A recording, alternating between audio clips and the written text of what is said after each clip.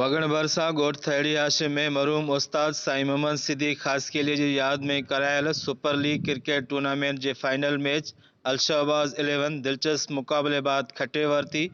ख़ुशीअ में अलशहबाज़ 11 जे रांदीगरनि जूं झुमरियूं।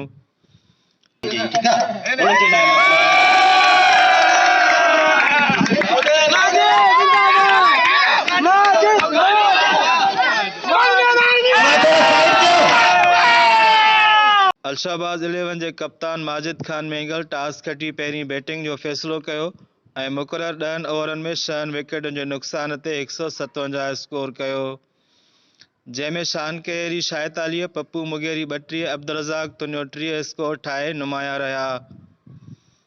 जवाबी बैटिंग में टाइगर फोर्स दिलचस्प मुक़ाबले बाद 10 ओवरनि में 7 विकेटुनि जे नुक़सान ते 150 स्कोर ठाहे सघी। नतीजे में अलशहबाज़ 11 7 रन्सुनि तां मैच पंहिंजे नाले करे वरिती। टाइगर फोर्स जे बैट्समैन ज़ुबैर मुगेरी 54, अनीम जतोई 31, रफ़ीक मुगेरी 20 स्कोर ठाहियो। फाइनल मैच में मैन ऑफ द मैच जो एवॉर्ड पप्पू मुगेरी ऐं मैन ऑफ द सीरीज़ जो एवॉर्ड नदीम हुसैन जतोई, जॾहिं त सीरीज़ में सभ खां वधीक विकेटुनि वठण जो एवॉर्ड अब्दुल गफ़ार कोरीअ खे ॾिनो वियो। एम्पायरनि में मोहम्मद आशिक चन्ना ऐं मोहम्मद हाशिम मुगेरी फ़र्ज़ सरअंजाम ॾिना।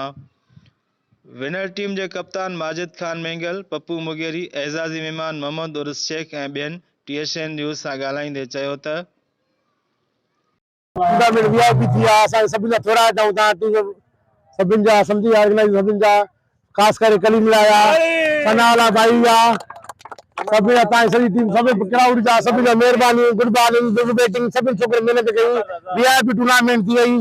असां ज़िंदगी में यादि करा इहा टूर्नामेंट पंहिंजी। असांजो रांदीगर साईं मोहम्मद सिद्दीक़ ख़ासकली साहब तमामु भलो माण्हू हो, हर प्रोग्राम ते वेंदो, हर रांदि ते वेंदो, हर माण्हू सां मोहबत करण वारो साईं तमामु भलो माण्हू हो। हिन वक़्तु साईं असांजे विच में न हुयो, पर साईं जी यादूं हुयूं, दुख बि ॾाढो थियो, पर साईं जी यादि में हर साल जेका दोस्त टूर्नामेंट कराईंदा आहिनि। अॼु फाइनल जो राउंड हो, वगड़नि जी टीम जेका फाइनल खणी वई ऐं जेको आहे साईं शाम मंझंदि ऑर्गेनाइज़र जे महिनत कई, जदोजहद कई, साईं जे मोहम्मद सिद्दीक़ जो घर हो, दोस्त हो ऐं साईं मोहम्मद सिद्दीक़ हर माण्हू सां मोहबत करण वारो हो ऐं हर हमदर्द हो, हर माण्हू सां भलाई कंदो हो। साईं तमामु बहितरीनु माण्हू हो, पर साईं जा ॾींहं थोरा थी पिया, साईं असांजा विसरिजी वियो।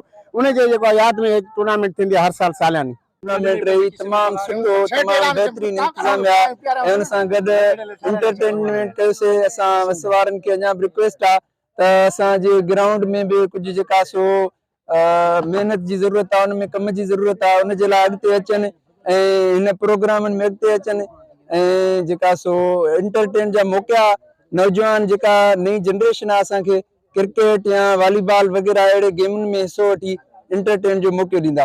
इंशाअल्लाह महिरबानी। बैटिंग में माजिद जे तरफ़ां मूंखे 1000 रुपया मीनादी मैच ॾिनई, इन सां गॾु नाले सां माजिद जे तरफ़ां सॼी टीम खे मां टी-शर्ट ठाराए ॾींदुमि इंशाअल्लाह।